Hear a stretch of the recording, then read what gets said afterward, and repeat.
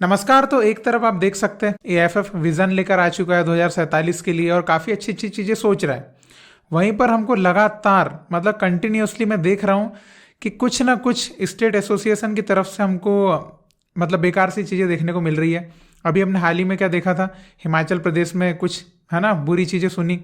उसके बाद हमने मणिपुर की बात करी। वैसे और भी कई जानकारियाँ मुझ तक आ रही है कि स्टेट एसोसिएशन क्या क्या चीज़ें कर रहा है।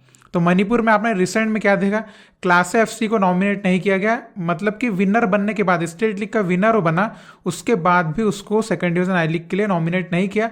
और उसका रीजन भी बहुत ही कुछ बिना सिर पैर का बताया गया। अब एक और चीज मणिपुर से ही निकल के आ रही है, वो ये आ रही है कि एक क्लब जो कि कंटिन्यूअसली पहले यूथ लीग में पार्टिसिपेट कर रहा था, मणिपुर स्टेट को रिप्रेजेंट कर रहा था, उस क्लब को नॉमिनेट नहीं किया उन्होंने। अब नॉमिनेशन की बात तो हम थोड़ी बाद में करते हैं। सबसे पहले आप ये देखिए, मणिपुर इतना अवेयर है फुटबॉल के मामले में और इतना अच्छा एक स्टेट है फुटबॉल के लिए, वहां पर अंडर 17 की यूथ लीग नहीं कराई गई। सबसे पहली बात तो ये है कि मणिपुर एसोसिएशन ने लीग क्यों नहीं कराई। सबसे पहला सवाल एक फुटबॉल फैन होने के नाते मेरा, और मैं जो बोल रहा हूँ मेरे ख्याल में हर फुटबॉल फैन जो इंडियन फुटबॉल के हित में सोचता होगा, उसके दिल में दिमाग में सवाल तो आएगा ही कि मणिपुर जैसे स्टेट में अंडर 17 वहां पे यूथ लीग क्यों नहीं कराई, जहां से उनको एक मणिपुर को कौन रिप्रेजेंट करेगा ऐसी टीम मिलती। अब चलिए लीग नहीं कराई तो एएफएफ ने कहा था कि 2 क्लब को नॉमिनेट कर सकता है स्टेट एसोसिएशन जिसको चाहे, ठीक है।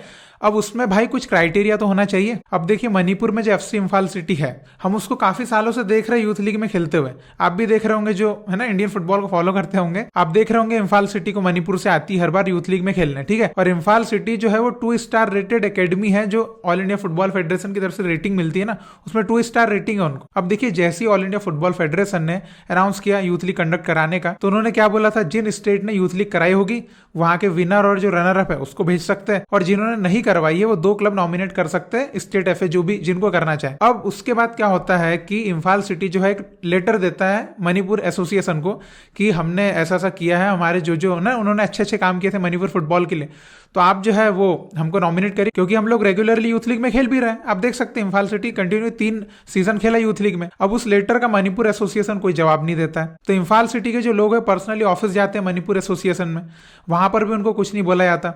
उसके बाद लास्ट डेट जो थी जहां पे ना नॉमिनेशन जाना था, वो लास्ट डेट भी चली जाती है, लेकिन कोई जवाब नहीं आता उनको कि क्या।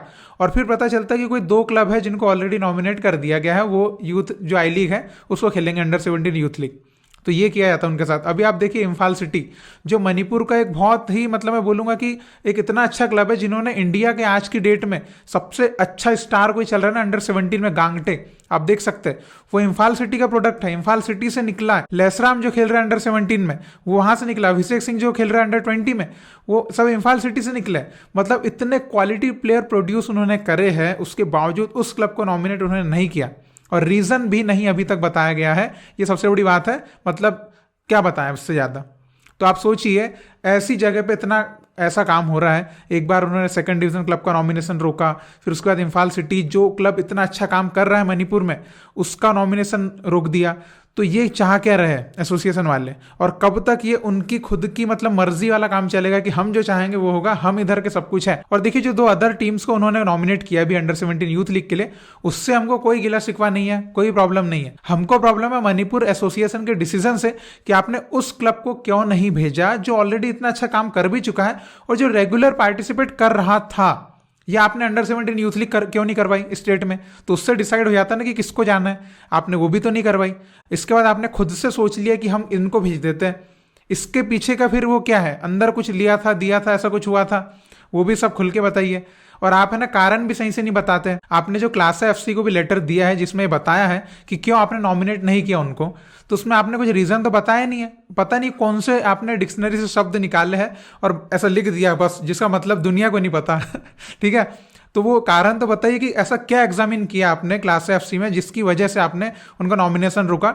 और उसके बाद अब ये भी आप पूरी तरीके से बताइएगा पूरे देश को कि क्यों इम्फाल सिटी का ऐसा क्या आपने देखा और उनको क्यों नॉमिनेट नहीं किया, क्या कमी दिखी आपको, ठीक है। ये सब चीज़ें बताइएगा, क्योंकि हम जानना चाहते हैं कि कौन से ऐसे क्राइटेरिया आते हैं एक स्टेट एसोसिएशन की नज़र में जिससे वो किसी भी क्लब को ऊपर नीचे करता है या आंकता है ना।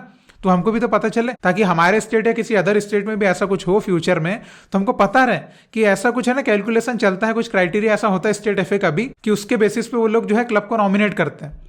तो कितनी गलत बात है। मणिपुर जैसे स्टेट से हमको कंटिन्यूअसली मतलब दो खराब चीजें देखने को मिल गई जिसको टोटली स्कैम आप बोल सकते हैं। मतलब मैं तो बोल ही रहा हूं और सब फैंस भी बोल रहे हैं स्कैम। देखिए पूरे मणिपुर का क्या चेहरा निकल के जा रहा है पूरे देश के सामने, बताइए। कंटिन्यूअसली आप सोशल मीडिया पे देख सकते हैं कि मणिपुर फुटबॉल का फेस जो बना हुआ है, सबसे ज्यादा प्रोफेशनल फुटबॉलर कहां से, मणिपुर से। लेकिन ये क्या चीज की धांधलियां फिर निकल के आ रही है, ये तो बहुत गलत है। मणिपुर का नाम बेकार हो रहा है कि नहीं, स्पोर्ट्स में मणिपुर का नाम इंडिया में ऊपर आता है।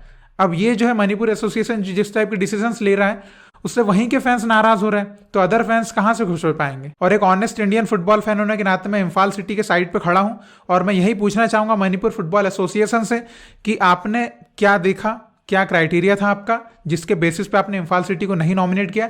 इसका एक्सप्लेनेशन आप पूरा सही तरीके से दीजिएगा, एक शब्द में आंसर मत दीजिएगा, ये हमारी पहली गुजारिश है। अपने क्लास एफसी के टाइम पे एक शब्द में आंसर देके सब है ना पूरा मट्टी पलित कर चुके हैं पहले। अभी हम चाहते हैं पूरा फुल एक्सप्लेनेशन, क्या, क्यों, कैसे, जो भी है, ठीक है। और ऑल इंडिया फुटबॉल फेडरेशन भी इन चीजों को देखें कि ये क्या चल रहा है, क्योंकि प्रोसेस जो हो रही है वो सही नहीं हो रही है। आपके रोड मैप को पूरा बेड़ा गर्क कर दिया जाएगा अगर ऐसे ही चलते रहेगा तो। और हम इंडियन फुटबॉल फैंस जो है, हम जो देख रहे हैं, हम जो सपनों को जी रहे हैं, वो तो फिर है ना बेकारी हो जाएंगे। तो बिल्कुल मैं चाहूंगा कि इसका जवाब बहुत सही तरीके से मिले, क्यों नॉमिनेट नहीं किया गया। और इम्फाल सिटी के सपोर्ट में आइए मणिपुर के लोग और उनको सपोर्ट कीजिए, है ना। आप भी आंसर मांगिए मणिपुर एसोसिएशन से, क्यों ऐसा किया उन्होंने। और बाकी मैं सारे इंडियन फुटबॉल फैन से यही जानना चाहूंगा, आप इस विषय में क्या सोचते हैं, आपकी क्या राय है, क्या टिप्पणी है, क्या आपका मत है, आप किस तरह से इस चीज को देखते हैं जो मणिपुर फुटबॉल एसोसिएशन में कंटिन्यूअसली 2 बार आपको देखने को मिल चुकी है बात। तो इस पर आप जो भी कहना चाहें जरूर कमेंट में लिख के बताइएगा और इसी तरह भारतीय फुटबॉल को सपोर्ट करते रहिए। बहुत बहुत शुक्रिया वीडियो देखने के लिए। जय हिंद, जय भारत।